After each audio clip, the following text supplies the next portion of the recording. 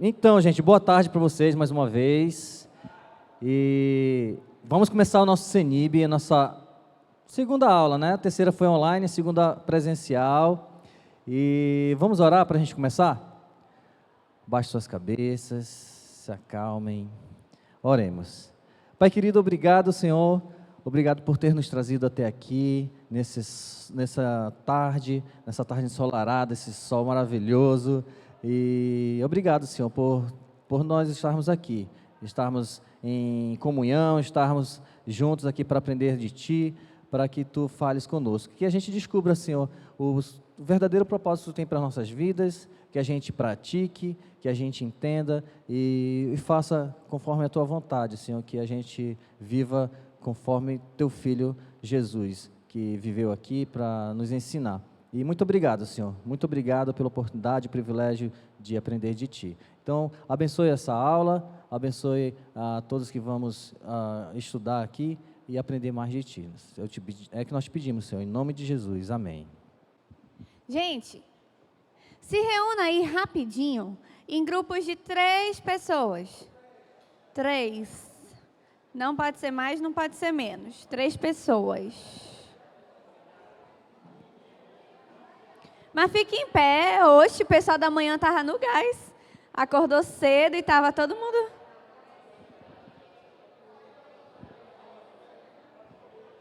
Já está faltando um aqui, ó. Vai Bruno Henrique. Vai o Orlando?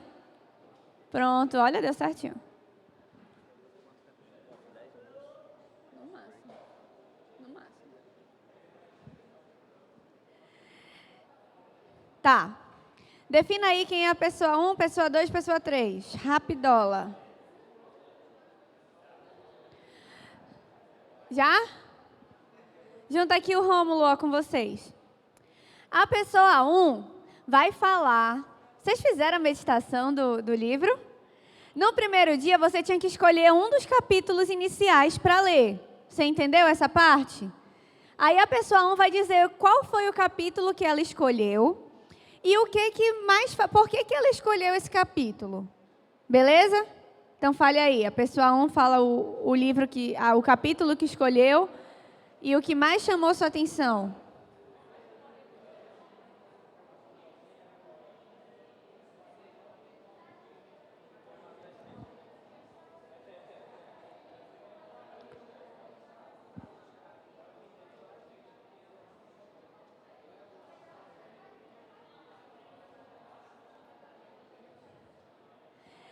Pessoa 2. Você lembra que nós falamos que Deus ele fala conosco, Ele nos molda através de 3 coisas. Você lembra? Lembra? A primeira é a palavra. Aí a pessoa 2 vai completar. Quais são essas outras 2 coisas? Palavras. A outra é com P também. Ajuda aí a galera do grupo, se a pessoa 2 não lembrar. É PPC. Vocês que estão calados já falaram ou não lembraram? Então é a palavra, pessoas e o que, galera? Circunstâncias. Muito bem. E a pessoa 3 vai dizer... A gente disse também que a gente só cresce se a gente se comprometer a crescer. Não foi? Até a Melissa assinou aqui o pacto e tudo mais. Então, você vai dizer uma decisão que você fez essa semana de se comprometer a crescer. O que é que você decidiu? Você decidiu algo sobre sua meditação, sobre seu tempo de oração? O que é que você decidiu essa semana que você possa aí compartilhar com seu grupo?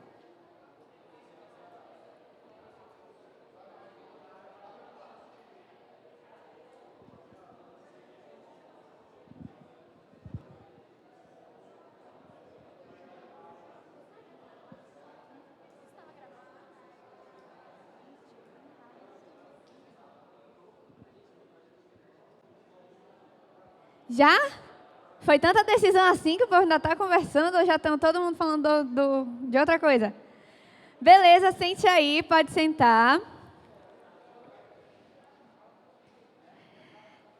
Gente, então nós estamos estudando o nosso terceiro propósito, que é: você foi formado para ser semelhante a quem?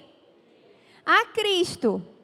Então nós fomos formados para nos parecermos com Jesus. A gente falou lá de Romanos 8:29, que fala que aqueles que de antemão conheceu, também os predestinou para serem conformes à imagem de Jesus. Certo? A fim de que ele seja o primogênito, ou seja, o primeiro, né, de muitos irmãos. Hoje algumas meninas foram almoçar comigo lá na casa da minha mãe. E eu não sei se você sabe, mas eu tenho uma irmã mais velha. Gente, elas saíram de lá espantadas de como a minha irmã é parecida, como eu sou parecida com a minha irmã, né? Que a diferença é que ela é metade de mim, assim, que ela é bem magrinha. Mas é a única também. O resto, ela é muito parecida comigo. Eu sou parecida com ela, né? A voz, se tu fechar o olho e se concentrar, tu acha que é a mesma pessoa que está falando. E é assim que Deus quer que nós sejamos com Jesus. Ele quer que Jesus seja o primogênito, o filho mais velho de muitos irmãos. Ou seja, que a gente se pareça com esse irmão mais velho. Quando você estuda sobre criação de filhos, lá na NIB Torquato tem uma matéria que o nome é Profissão Mãe. E aí eles ensinam que, entre vários princípios, né, que um dos princípios é que você deve criar muito bem o filho mais velho. Por quê? Porque o filho mais novo, ele cresce olhando o filho mais velho.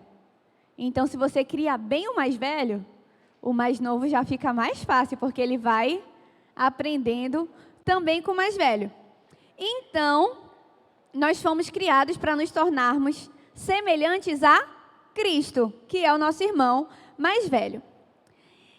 E a gente viu que isso acontece através de 3 formas: palavra, pessoas e circunstâncias. Aí eu perguntei de vocês: quem acha que o mais difícil é palavra? O mais difícil é pessoas? E o unânime foi que o mais difícil eram as circunstâncias. E é justamente sobre isso que a gente vai falar hoje. Então, eu quero que você entenda que sim, esse é um assunto complicado. É um assunto, acho que a palavra não é complicado, é delicado. É um assunto delicado porque muitos de nós já passamos por muita coisa na nossa vida. E em algumas delas, nós nos perguntamos: cara, mas por que Deus permitiu que isso acontecesse? Por que Deus permitiu eu perder aquela pessoa que eu amava tanto? Por que Deus permitiu que eu perdesse meu emprego? Por que Deus permitiu que eu sofresse um abuso? Sim, é um assunto muito delicado. Mas Deus quer que nós aprendamos com tudo isso.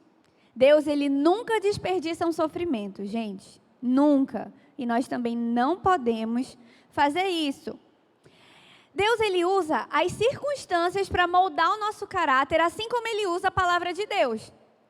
Mas eu posso lhe dizer que ele usa mais as circunstâncias do que a palavra de Deus. Meu Deus, essa professora do CNB é herege. Está falando um monte de coisa estranha. Como que Deus usa mais circunstância do que a palavra de Deus? Gente, vamos lá. Você está rodeado por circunstâncias quantas horas do seu dia? Todo o tempo, né? Ou você cansa das circunstâncias. Ai, Deus, estou cansado de estar desempregado. Peraí, um break, uma folga. Deixa eu respirar aqui e recuperar o fôlego. E aí tu volta para a circunstância? Não é assim, né? Senhor, peraí, deixa eu parar de sofrer um pouquinho. Aí eu volto para o sofrimento. É assim? Não. Agora com a palavra. Dependendo do teu grau de meditação, de memorização, tu consegue até chegar lá nas 24 horas, sendo moldado pela palavra, lembrando, mas eu ainda não consegui chegar nesse nível. E pelas pessoas assim que eu conheço, o cara que é espiritualzão, ele medita assim 1 hora por dia. Fica ali lendo, meditando. Então, Deus ele está te moldando em 1 hora ali naquele contato direto com a palavra, mas ele está te moldando as outras 24 horas, as outras não, né? As 24 horas, através das circunstâncias. Então, muitas vezes, nós somos mais moldados pelas circunstâncias que Ele permite do que pela própria palavra. Mas, gente, a gente precisa entender que independentemente da causa, do que tenha causado esse sofrimento, se você é filho de Deus e o ama, nada do que lhe acontecer lhe acontece sem antes passar pelo filtro de Deus. Yasmin, que história é essa de filtro? Abra sua Bíblia aí, em Romanos 8, 28. Rapidão. É meu versículo preferido.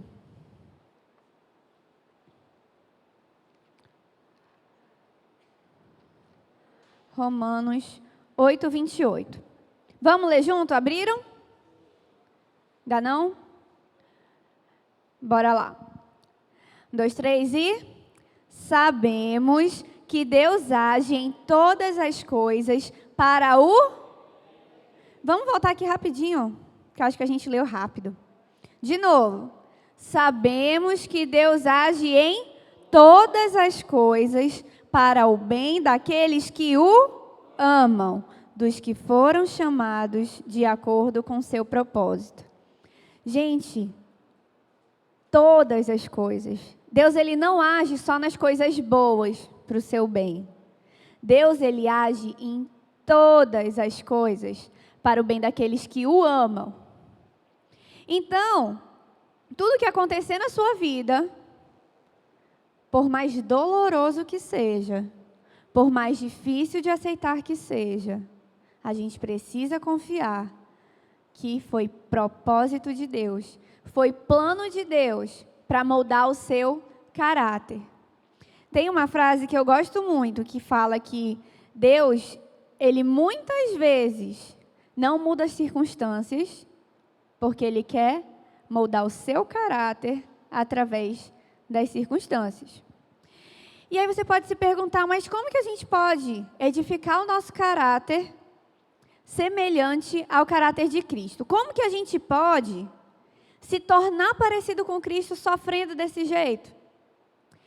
Gente, há umas 3 semanas atrás, se você acompanha a meditação da Folhinha, tinha um exemplo que eu acho que explica perfeitamente esse processo. Falava de um versículo lá em Provérbios, que a Bíblia fala que Deus, Ele é como um ourives que se assenta diante do fogo para purificar a prata. Você lembra desse exemplo? E aí fala que uma senhora lá do estudo dominical, ela se interessou por esse assunto e foi até um ourives para ver como que ele fazia. E ela falou, não, estou fazendo uma experiência e tal, não sei o quê, vou te observar, posso? Ele deixou. Aí ela chegou lá, o ourives sentou de frente para o fogo o tempo inteiro em que a prata estava sendo purificada. Ele estava de frente para o fogo, olhando para a prata. E aí ela perguntava, mas por que o senhor fica aqui o tempo inteiro? E ele fala, se eu sair, pode ser que queime demais. Pode ser que passe do ponto. Então eu tenho que ficar o tempo inteiro de olho. E é da mesma forma como Deus age na nossa vida. Por mais difícil que sejam as circunstâncias, a gente precisa lembrar que Ele está ali, Ele está de olho na gente. Ele está vendo as coisas acontecendo. Ele está vendo as dificuldades na nossa vida. E aí ela perguntou, tá, mas como que o senhor sabe que está no ponto? Que já está bom de purificar essa prata? Ele respondeu, quando eu vejo o meu reflexo nela. Gente, é igualzinho Deus purificando o nosso caráter. Quando Ele sabe que está bom desse sofrimento, quando Ele vê que você está agindo como Ele agiria. Quando Ele vê que naquela dificuldade, você já está se parecendo com Jesus, fazendo o que Jesus faria diante daquela situação. E olha, a gente não está aqui para se tornar parecido com Jesus? Então, Deus vai fazer a gente passar pelas mesmas dificuldades, pelas mesmas tentações que Jesus passou. Em Hebreus fala que nós não temos um sumo sacerdote que não pode se compadecer dos nossos sofrimentos, das nossas tentações. Pelo contrário, a gente tem um sumo sacerdote que foi tentado nas mesmas coisas que nós somos tentados, mas que nunca falhou. Então, a gente pode confiar que Ele sabe o que Ele está fazendo. E vamos pensar aqui. Quais foram as áreas em que Jesus foi tentado? Jesus, ele era uma pessoa que todo mundo gostava dele? Ele era criticado? Ele era rico? Ele esbanjava por aí, passeava de iate lá no Mar da Galileia no fim de semana? Era assim? Não, tudo sempre corria bem para ele? Não, né? Gente, da mesma forma vai ser com a gente. Ele sofria pressão, ele sofria tentação, ele sofria críticas, rejeição, solidão. Por nós, Jesus, ele sofreu o maior distanciamento de todos os tempos. Ele teve que se separar do próprio Deus no momento em que ele se tornou ali pecado naquela cruz por causa de nós. No momento que ele tomou sobre si todos os nossos pecados. Então, adivinha, se a gente está sendo moldado à semelhança de Jesus, a gente vai passar pelas mesmas tentações. Nem sempre todo mundo vai gostar da gente. Muitas vezes a gente vai ser pressionado.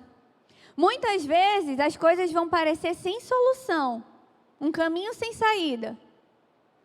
Mas em todas essas coisas, Deus está agindo para o nosso bem. Ele quer nos tornar parecidos com Jesus. E como que a gente vai reagir? Escreva aí, reagindo aos problemas como Jesus reagiria. Porque concorda comigo que nem o problema ele não produz automaticamente um caráter forte? A maioria das pessoas, quando passam por muitas dificuldades, elas se fecham. Não é verdade? Elas se fecham, se amarguram. E para a gente aproveitar ao máximo tudo que a gente pode aprender com esses problemas, a gente precisa reagir da mesma forma que Jesus reagiria. A gente precisa lembrar que o plano de Deus é bom. Gente, você já comeu trigo sozinho? Só o trigo? Pegou lá, abriu o trigo e botou na boca? É horrível, né? Tem gosto de sei lá o quê.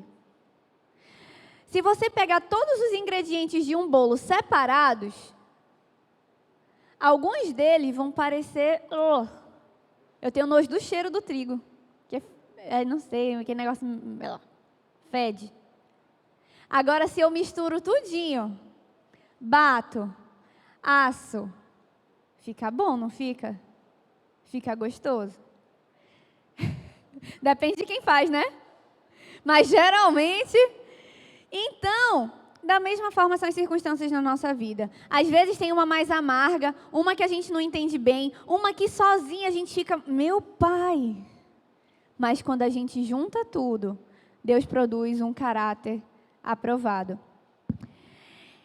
Tem uma mulher que ela é sobrevivente de um campo nazista, dos campos de concentração, né? E ela falou uma frase muito famosa. Ela fala bem assim: se você olhar para o mundo, ficará aflito.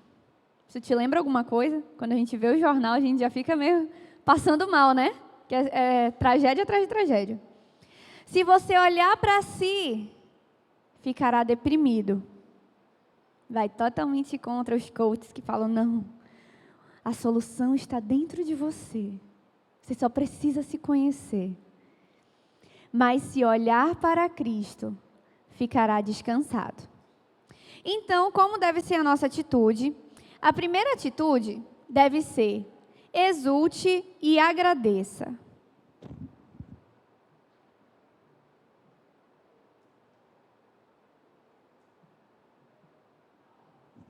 E aí você pode falar, meu Deus, essa menina está doida. Como é que vem o sofrimento e ela quer que eu exulte, fique lá alegre e agradeça? Vou exultar pelo quê? Agradecer pelo quê? Gente, vou ler para você Tiago 1, 2.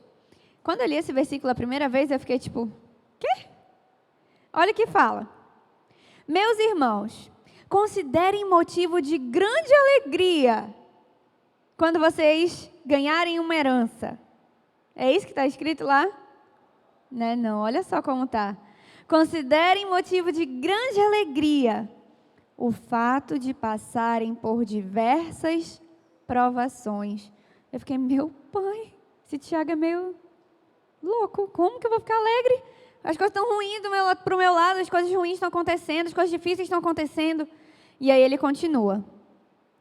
Pois vocês sabem que a prova da sua fé produz perseverança. E a perseverança deve ter ação completa, a fim de que vocês sejam maduros e íntegros, sem lhes faltar coisa alguma. Em 1 Tessalonicenses 5,18, a Bíblia fala bem assim: e sejam agradecidos por todas as coisas, pois essa é a vontade de Deus para vocês que estão em Cristo Jesus.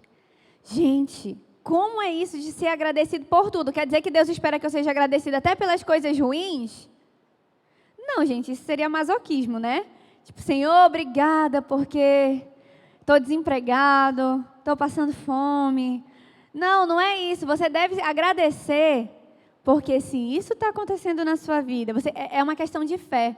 Você entender que se isso está acontecendo na sua vida, é para Deus moldar o seu caráter, à semelhança de Jesus. E você agradece não pela dificuldade, mas pelo aprendizado que você vai ter diante dessa dificuldade. Gente,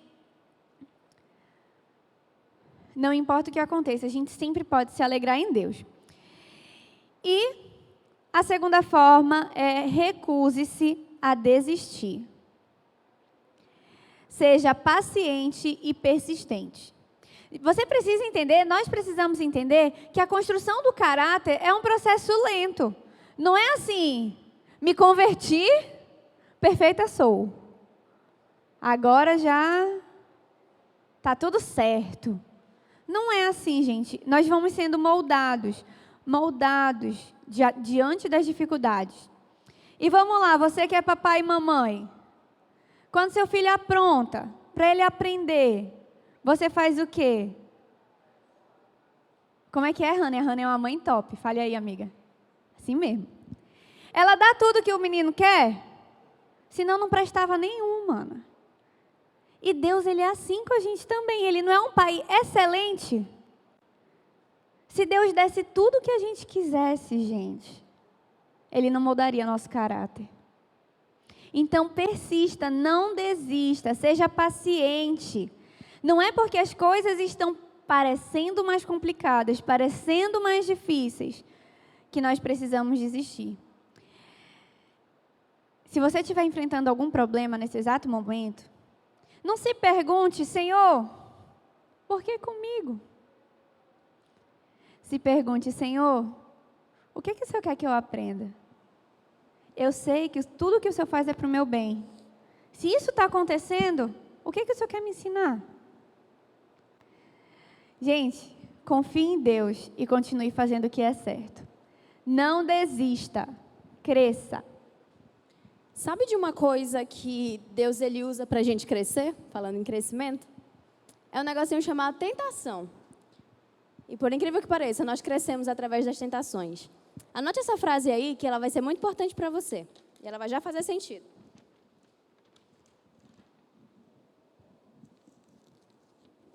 Toda tentação, ela é uma oportunidade para fazer o bem. Toda tentação é uma oportunidade para fazer o bem. Imagina o seu crescimento espiritual ali, a caminhada com Cristo, como se fosse uma escada. Vou até ficar aqui na frente. Imagina, a sua tentação, ela é como se fosse uma escolha. Ou você desce, ou você sobe.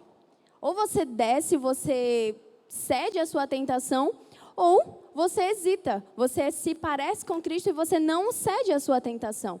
E toda vez, quando você não cede à sua tentação, adivinha? Você trabalha o seu caráter. Você se torna mais parecido com Cristo.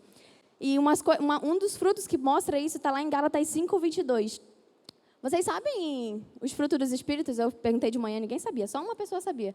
Quem sabe os 9 frutos dos Espíritos? Está lá em Gálatas 5, alguém sabe? Fora as pessoas que vieram de manhã? Não? Então, abra aí a sua Bíblia, Gálatas 5, 22 a 23. Abra aí. Gálatas 5, 22 e 23. Já? Já? Aí tá todo mundo tentando falar agora, né? Vamos lá, vamos ler juntos. 3, 4. Mais. Aê, contra essas coisas não há lei. Muito bem. Esses 9 frutos dos Espíritos, eles falam exatamente como Jesus é. E toda vez quando você não cede à sua tentação, você se torna cada vez mais parecido com Jesus. Mas você pode perguntar, tá, Melissa, mas como é que a tentação funciona? Como é que esse negócio funciona? Que isso é muito importante você entender, porque vai lhe ajudar a vencer. E tudo começa ali, ó, com uma dúvida. Tudo começa com um desejo, não é dúvida não, tá? Heresia. Tudo começa com um desejo ali no seu coração. Você olha e você, pode ser um desejo ruim, como um sentimento de mágoa, de raiva, de querer pagar mal com mal. Ou pode ser também um sentimento genuíno, como querer se sentir amado, querer se sentir importante. Pode parecer até ser bom, como sentir prazer. É algo bom, é algo natural. Só que aí o que Satanás, ele é sujo, né? Ele pega uma coisa boa e investe. Ele, você quer sentir prazer? Que tal fazer agora? Por que não? Por que você não pode fazer isso agora? Por que não? Ele surge o negócio ali da dúvida. E aí é que entra o negócio mais difícil, né? Porque você precisa diferenciar esse desejo. E todo desejo, gente, que for contra a vontade de Deus, você já pensa, já coloca na sua cabeça que pode ser uma tentação. Satanás, ele pode chegar para você e falar a seguinte frase: você merece isso. Ei, você merece ser amado. Ei, não, você merece sim ser importante para aquela pessoa. Ai, gente, chegou esse... não vou falar isso não, deixa quieto. Vamos lá. A segunda fase é a dúvida. Agora sim, vem a dúvida. Depois do desejo, você já sentiu aquele desejo e logo em seguida vem a dúvida. Satanás, ele coloca para você, será que realmente é errado eu fazer isso? Será que realmente é pecado? Sabe como que Satanás chegou com Eva lá no Jardim do Éden? Será que você realmente vai morrer? Será que realmente comer esse fruto é pecado? Sempre ele vai jogar essa dúvida, será que eu aceitar esse emprego que me tira do domingo, que eu não posso trabalhar, é de Deus? Eu acho que é. Será que Deus não quer que eu seja feliz? Será que Deus quer que eu passe fome se eu não aceitar esse emprego? Sempre essas dúvidas, você se pergunte. Isso pode ser a segunda etapa da tentação. E a terceira é o engano.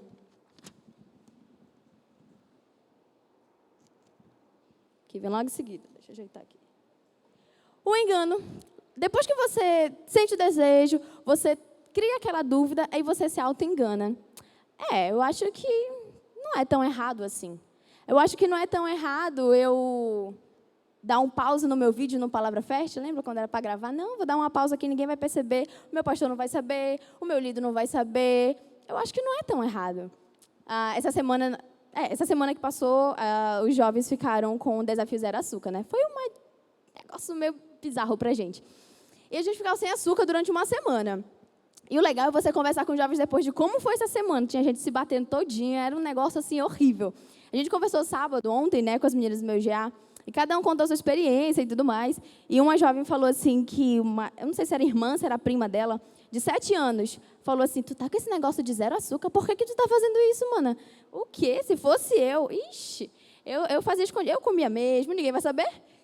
Tem alguém te vistoriando? Não tem ninguém te vistoriando. Então, se eu fosse eu comia açúcar. Uma menina de 7 anos, gente, olha o negócio na cabeça da criança. Pecado, tá vendo? Ó, pecado desde sempre. Nós já nascemos pecado. A criança de 7 anos induzindo a menina lá a pecar. Então, gente, sempre coloca isso. Esse engano, ele começa com essas perguntas. É apenas um pecadinho também. Não existe esse negócio de pecado, pecadinho e pecadão, gente. Não existe. Todo pecado é pecado. E pecado, ele é como se fosse uma gestação, sabe? Você não uma pessoa que está com 1 mês de grávida, ela pode esconder. Mas a pessoa que está com 9 meses, na hora você já... está grávida. E não dá para esconder. E a mesma coisa o pecado. Você pode dizer, não, está aqui, eu estou só com 1 mês, ninguém percebe. Mas deixa chegar aos seus 9 meses ali. Rapidinho aparece. E a quarta e última é a desobediência.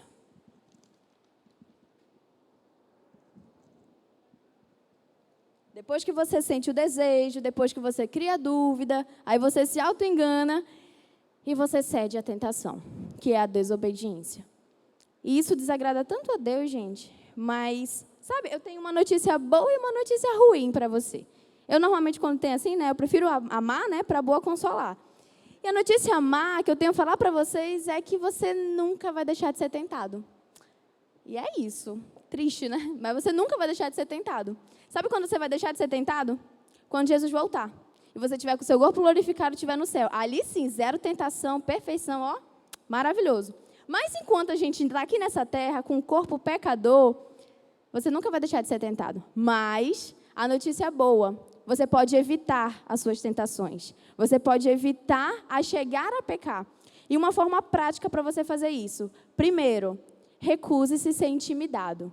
Recuse-se ser intimidado. Uma coisa que a gente precisa entender é que tentação não é pecado. Tentação não é pecado. O que é pecado? Você consumar a tentação. Se eu sou tentada com homossexualismo, eu estou pecando? Não. Eu estou pecando se eu ceder à minha tentação. Então, sempre entenda isso. Não tem por que você se sentir muito, muito, muito mal por estar sendo tentado. Se sinta mal se você ceder à sua tentação. Então, isso é uma forma de você conseguir superar suas tentações. Primeiro, recuse-se ser intimidado. Tem uma frase de Martim Lutero que ele fala assim: você não pode impedir que um pássaro voe sobre a sua cabeça, mas pode impedi-lo dele fazer ninho. Você já parou para pensar, qualquer pássaro pode passar na sua cabeça, né? Não tem como impedir que ele pouse na sua cabeça. Mas você pode impedir de ele criar um ninho aqui, chamar a família, ter um monte de ovinho ali na sua cabeça. Você pode impedir isso. E a mesma coisa com as suas tentações. Satanás vai jogar pensamentos ruins na sua mente, mas você vai ceder se você quiser. Você pode muito bem não ceder essas tentações, não ceder o seu pensamento. Lembra que a gente falou na semana passada, até a Yasmin revisou, que todo pensamento ele gera um sentimento. E esse sentimento ele vai gerar uma ação no seu coração. E você pode não agir mudando a sua forma de pensar. A segunda forma que você pode superar a sua tentação: reconheça o seu padrão de tentação e esteja preparado para ele. Reconheça o seu padrão de tentação. O que é esse padrão? Como é que todas as vezes você é tentado? Isso é muito bom você reconhecer, você se autoconhecer para você conseguir vencer suas tentações. Pensa aí agora, qual é a área que eu sou mais tentada? Ou tentado? Qual é a área? O que digamos, a minha maior tentação seja a mentira? Sou a pessoa mais mentirosa do universo. A minha maior área de tentação é a mentira. Pense aí na sua. Qual é a sua maior área de tentação? Agora responda para si mesmo. Quando que você é mais tentado?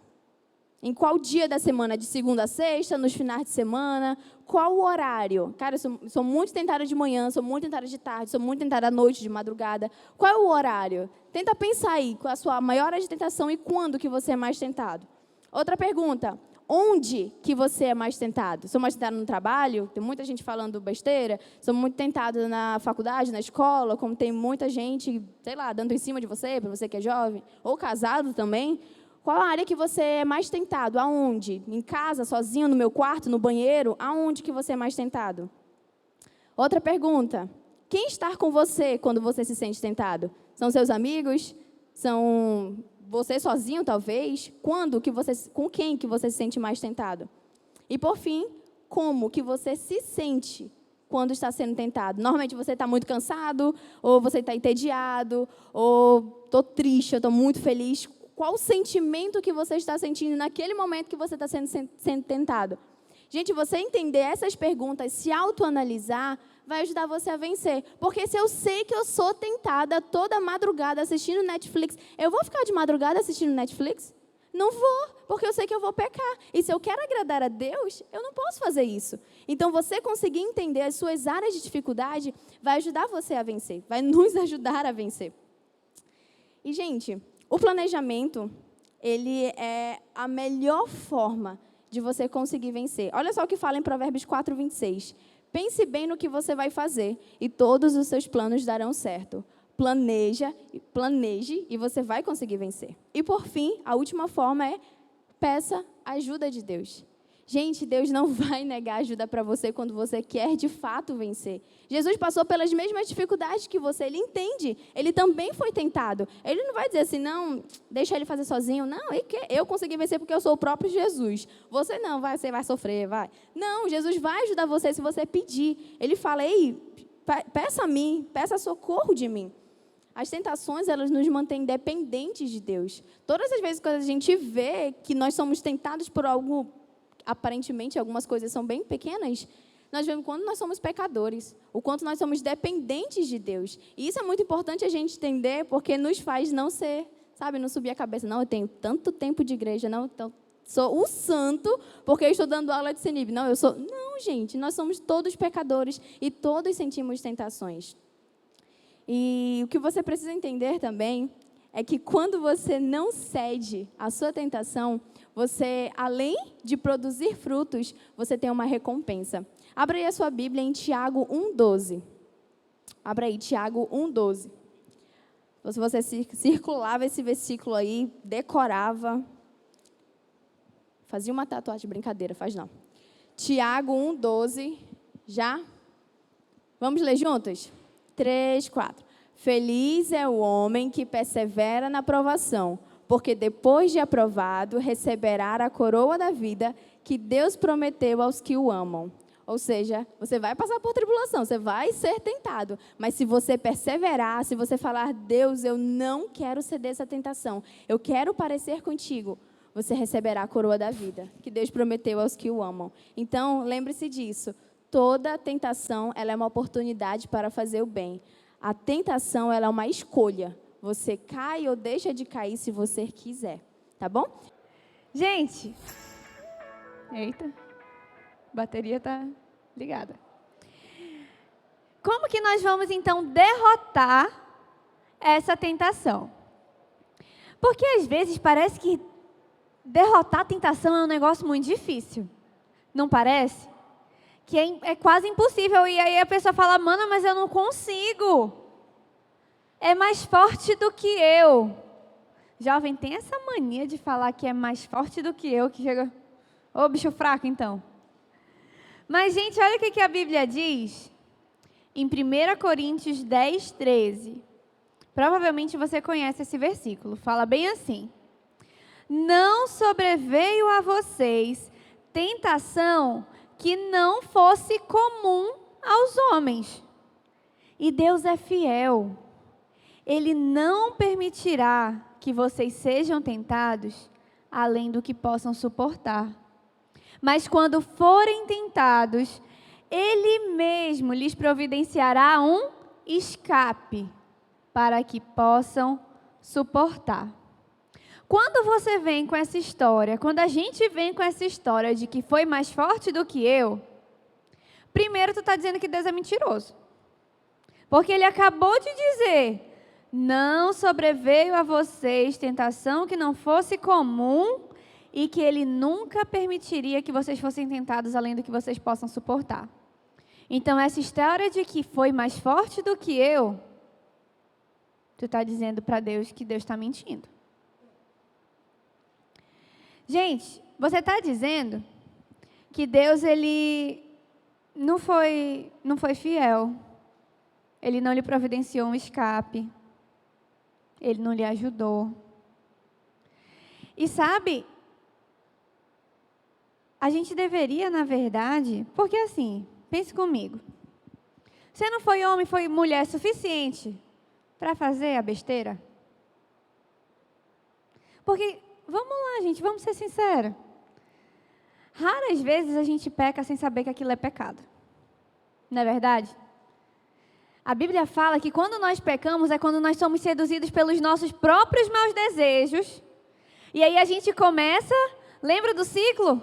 Eu começo a pensar demais naquilo. Aí o nosso cérebro é uma coisa tão poderosa que quando você fica pensando tanto naquilo, é como se você já tivesse conseguido. E você tem aquelas mesmas sensações, aquelas mesmas emoções. E quando você já está rodeado pelas emoções, isso geram ações. Então, quando você peca, se você foi homem, foi mulher suficiente para pecar, seja homem e mulher suficiente para reconhecer seu pecado. Para falar que realmente você falhou. Não vem com essa história de que foi mais forte do que eu, de que eu não sabia o que eu estava fazendo, porque aí você está chamando Deus de mentiroso. Isso não é arrependimento. Arrependimento é quando você reconhece suas fraquezas, reconhece o que você errou e abandona. Muda de caminho. Então, ficou claro que Deus ele sempre vai nos ajudar a suportar a tentação, certo? Ele mesmo falou na palavra dele em 1 Coríntios 10:13. Mas, gente, você precisa fazer a sua parte também, né? Porque não é porque Deus providenciou um escape que aí você vai ficar, eu não posso cair na piscina. Mas Deus vai me providenciar um escape, Ele está cuidando de mim, né? Tudo que acontece é para o meu bem. Então, eu vou ficar andando aqui na beiradinha? Porque se eu cair, é porque era para o meu bem. Isso é bandidagem, o nome disso, tá? Porque você fica lá andando na beiradinha, aí Satanás está doido para só dar um toque. E você, tibum, lá, se enrola todo no seu pecado. Gente, nós precisamos praticar 4 fundamentos bíblicos para derrotarmos a tentação. Então, anote aí. O primeiro fundamento. Redirecione a sua atenção para outra coisa. Eu trouxe aqui para vocês uma laranja. Gente, a Melissa falou que essa semana o pessoal dos jovens ficou uma semana sem comer doce. Cara, pensa num negócio difícil. Eu descobri que a minha máquina aqui é toda movida ao açúcar, entendeu? No primeiro dia eu me tremia toda. E aí eu fiquei desesperada, me tremia e tal. Aí a laranja, é bem docinha, né? Foi me ajudando. Mas eu trouxe aqui essa laranja, e se eu falar para você, não pode olhar para essa laranja. Não pode olhar, não olhe para essa laranja. Não é para olhar.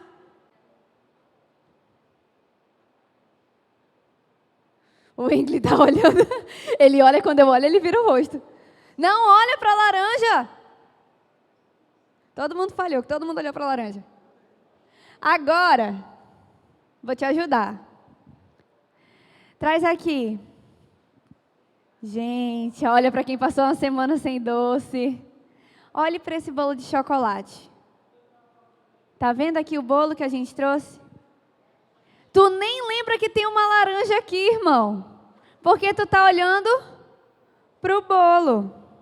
Obrigada, amigo. Pode descer que eu vou continuar com a laranja. Depois, o pessoal do primeiro CENIB ficou doido querendo comer o bolo. Eu falei, não, calma. Só do segundo. Mas, gente, quando a gente fica falando, eu não posso olhar para a laranja, eu não posso olhar para a laranja, eu não posso olhar para a laranja, eu não posso olhar para a laranja, eu não posso mentir, eu não posso olhar para o fulano, eu não posso falar com o ciclano, eu não posso ver aquele filme, eu não posso ver aquela série, eu não posso ficar no celular, eu não posso ficar não sei o quê, eu não posso... Tu só está pensando naquilo que tu não pode fazer. Adivinha o que tu vai querer fazer? Aquilo que tu está pensando. Lembra que as tuas ações, elas começam lá no pensamento? Gente, a batalha da tentação, você ganha ou perde na sua mente. Se você ficar pensando naquilo, o que prende a tua atenção também te aprisiona. Tu acha que eu fiquei pensando em açúcar essa semana? Até doida, eu ficava desejando só coisa salgada. Porque se eu ficasse pensando no açúcar, o meu GA foi dormir lá em casa, de sábado para domingo. Aí a Paola, ela faz uns doces muito gostosos. Não sei se você já comprou dela aqui depois do culto. Ela fez uma torta de 3 leches. Uma torta venezuelana, deliciosa. Só que meu GA só tem gorda, né? Tudo magrela. Ninguém comeu direito a torta 3 leitos, sobrou metade do negócio. Na minha geladeira, segunda-feira. Gente, quando eu abri a geladeira, tu acha que eu ia deixar o negócio lá para ficar olhando? Toda vez abri a geladeira, olha, tem açúcar, não posso, fecha. Olha, tem açúcar lá na minha geladeira. Sabe o que eu fiz? Peguei a tentação e mandei para bem longe. Falei com os meus vizinhos, gente, quem que quer doce? Eu tenho uma vizinha que ela é latina, né? Ela é do Peru, aí o marido é venezuelano. Então, é pessoal tudo aqui, né, da América do Sul. Todo mundo ama essa torta 3 leites. Eu dei metade para ela. Falei, vai, mano. Eu saí distribuindo a torta de 3 leites. Não comi um pedaço, nem fiquei com vontade. Por quê? Me livrei da tentação. Então, a gente precisa redirecionar, pensar em outra coisa.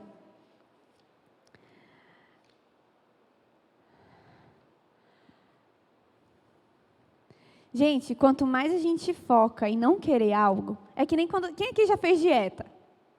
Todo mundo, né? Quem não levantou a mão que está com vergonha. Quando você faz dieta, eu só lembro daquela... Você lembra que tinha um programa de TV que tinha uma nutricionista que era bem gordinha, que ela ficava... Isso pode. Lembra? Gente, toda vez que eu faço dieta, eu só fico pensando no que não pode. Quando a gente faz dieta, a nossa tentação é essa. A gente fica querendo comer o que não pode, em vez de focar no que pode. Aí adivinha, tu consegue passar mais de um mês nessa dieta? Vixe, quando tá lá pela segunda semana, que é quando passa a empolgação, tu já, mas pode só um pouquinho, não tem problema não.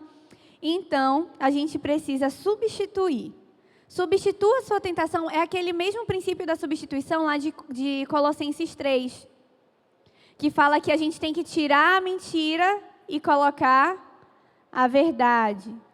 Tirar o falar mal e começar a falar bem. Tirar as coisas ruins, tirar a imoralidade e colocar a santidade. É o princípio da substituição. Mude o seu foco.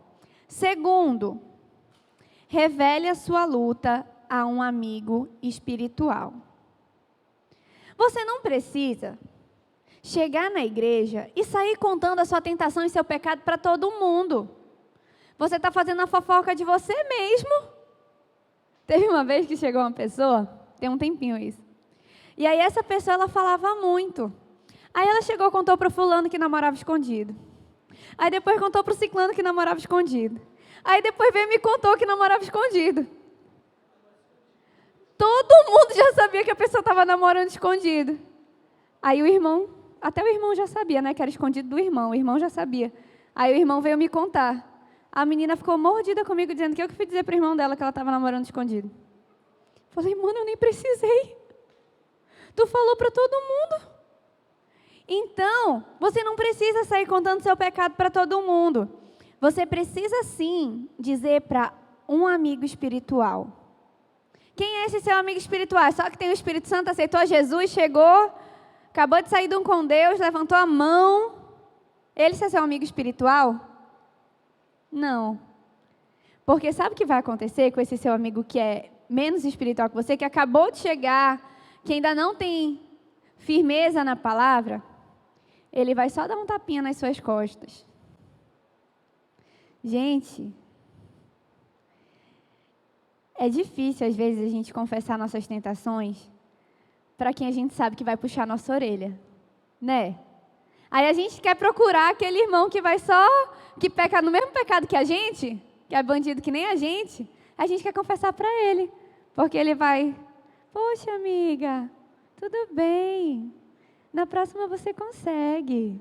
Tem problema, nem foi tão ruim assim, calma, não se culpe tanto também, né? Assim você vai ficar deprimida. Não precisa de tanto, você está sendo muito radical com você. Gente, tu acha que eu gosto de ter que confessar minhas tentações para a Thaís? Ela só tem aquela carinha, mas a bichinha é braba. Mas eu sei que se eu for confessar para o meu GA de jovens, elas vão ficar tipo, ah, amiga, tem uma lá que é braba, que ela me briga. Se eu for falar para ela, eu sei que eu vou pegar o meu. Mas as outras, elas me veem como mais espiritual que elas. E é para ser, né? Eu sou líder delas. Mas elas me veem assim, elas não têm coragem de me corrigir. Mas a Thaís, vixe, nem pensa duas vezes. E a Bíblia fala isso lá em Eclesiastes 4. Ela fala que é melhor serem dois do que um. Porque se um cai, o outro pode o quê? Ajudar a levantar. Mas pobre do homem que cai e não tem ninguém para ajudar ele a se levantar. Então você precisa desse amigo mais espiritual. E é justamente esse o objetivo dos grupos de amigos. Não é para ser o grupo do... Toda semana tem que ter uma noite especial. O grupo da festa. Semana que vem a festa de não sei o quê, na outra festa de não sei o quê. Gente, festa. De festa o mundo está cheio. A gente vai ficar competindo com festa do mundo? Não foi para isso que Jesus chamou a gente.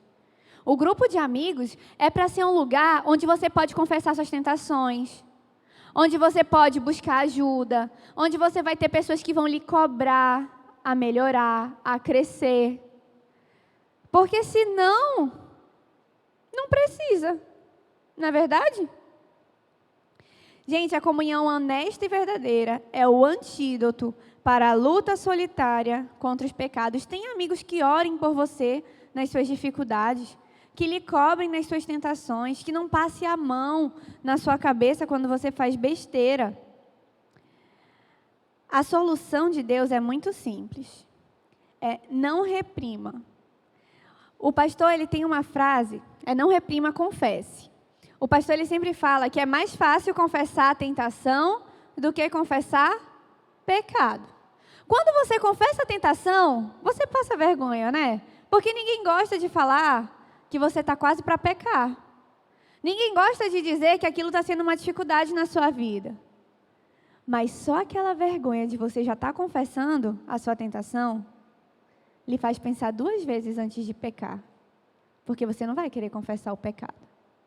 Então, confesse a tentação. É mais fácil confessar a tentação do que confessar pecado. Não deixe que o orgulho lhe engane. Porque às vezes a gente não quer confessar a tentação porque a gente vai falar, poxa, mas aquela pessoa é tão espiritual e ela se sente tentada desse jeito. Gente, o que Tiago fala lá em Tiago 4, 6 a 7? Diz bem assim, Deus se opõe aos orgulhosos, mas concede graça aos humildes. Portanto, humilhem-se diante de Deus. Terceira, rapidinho. Resista ao diabo. Sabe qual é a forma mais fácil de você resistir ao diabo? Como que Jesus fez? Como que Jesus? Com a palavra. Agora ele pegava e falava, peraí, seu diabo, 1 minuto, deixa eu pesquisar aqui o versículo que eu não lembro direito. Foi isso que ele fez? O que ele fazia? Ele falava na lata, ele sabia decorado. E é por isso que é tão importante a gente memorizar os versículos. É para a gente saber na lata. Eu tenho uma amiga que toda vez no acampamento de jovens, ela vai só para o Cáucaso, né? Mentira, ela vai ajudar e ela ajuda no Cáucaso. Aí ela vem com os pecados meio mirabolantes, veio com a história de corrupção. Aí os jovens ficaram, o quê? Ela, não quero corrupção, porque esse negócio de moralidade, tu já sabe o versículo, me vê outro. Aí essa semana eu estava lendo, e aí enquanto isso ela batia, né? Aí eu estava lendo Provérbios 16, 8, é um versículo legal para corrupção. E aí eu só lembrei dela. A gente precisa resistir ao diabo com a palavra de Deus. E quarto, esteja ciente da sua vulnerabilidade. Em Mateus 26, 41, Jesus ele nos diz bem assim, vigiem e orem para que não entrem em tentação. O espírito está pronto, mas a carne é fraca. Sim, eu sei que você tem o Espírito Santo. Eu sei que a gente tem o Espírito Santo. Mas tem coisa que a gente tem dificuldade, não tem? E aceitar, estar ciente das nossas vulnerabilidades, é saber em que área que eu estou mais sujeita a pecar. Qual área da minha vida é mais difícil para mim? Eu preciso estar ciente disso. Porque nas circunstâncias adequadas, qualquer pessoa, qualquer um de nós, é capaz de cometer qualquer pecado. Não existe ninguém que seja forte demais. Não tem ninguém que fale, não, vixe, pode deixar, pode ouro aqui que eu não vou levar. Nas condições adequadas, qualquer pessoa pode cometer qualquer pecado. É por isso que lá em Provérbios 3, 5 a 6, fala para a gente não confiar na gente mesmo. Não se confie no seu próprio entendimento. Reconheça o Senhor em todos os seus caminhos e Ele endireitará suas veredas. Não confie em si mesmo, gente. Isso é inútil. Mantenha a sua confiança em Deus. É isso aí, galera. Agora nós vamos de brincadeira. Primeiro eu peço que vocês fiquem de pés. Estica as pernas, estica os braços aí. Eu sei que você estava com sono, eu estava vendo, hein? Vocês lembram que semana passada nós aprendemos sobre sermos semelhantes com Deus? Quem lembra disso? Alguém lembra? Eu lembro muito bem. Tá. E agora nós vamos revisar isso de uma forma muito legal. Formem duplas. Podem começar. Forma duplas. Formem duplas, galera. Não pode ser trio, não pode ser quarteto, somente duplas. Tô vendo gente sozinho ainda, hein? Legal. Vamos lá. Agora você vai determinar quem é a pessoa número 1 e quem é a pessoa número 2. Pois a número 1 vai ser o espelho e a pessoa 2 terá que imitar os gestos que ela fizer. E isso a gente vai passar agora com alguns comandos.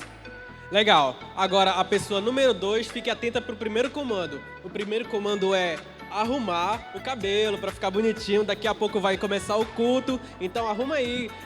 Meninas, ajeita aí. Tá bagunçado. Homens, jovens, ajeita aí para a varoa ver depois. Certo. O próximo comando é escovar os dentes. Isso, agora a língua. Legal. O próximo comando é tirar a remelinha do olho. Você que estava com sono aí, ficou um pouco... apareceu uma sujeirinha no olho, né? Aê. Muito bem. O próximo comando é lavar as mãos. Todo mundo aqui viu o comercial de como lavar as mãos, então não vai fazer feio.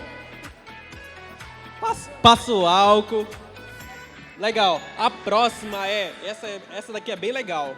Levanta o braço e sente o cheirinho que tá lá embaixo. Tô vendo gente fazendo careta, hein? Tô vendo gente aí. Alguns esqueceram de passar o desodorante. O próximo comando será fazer careta. É careta feia mesmo, tá, gente? Não é aquela careta bonitinha, não. Faz é a careta mais feia feia. aí, bem feia mesmo. Não pode ser careta bonitinha. Ih, Bruno, acho que eles não entenderam. Tem careta bonita aí. Legal, galera. Olha só. A Bíblia fala que nós somos a imagem e semelhança de Cristo. E que todas as nossas atitudes devem transparecer Cristo, devem mostrar Cristo. A brincadeira nos mostrou isso. É como se fosse um espelho. Aí eu pergunto para vocês. Todos estão agindo ou sendo uma cópia fiel de Jesus? Estão sendo o reflexo dele? Ou nós, vocês, eu, todo mundo só estamos agindo conforme a nossa vontade? Em Filipenses 2,5 diz que a nossa atitude seja a mesma de Cristo. Aí eu deixo a pergunta para vocês. Estamos sendo reflexo de Cristo?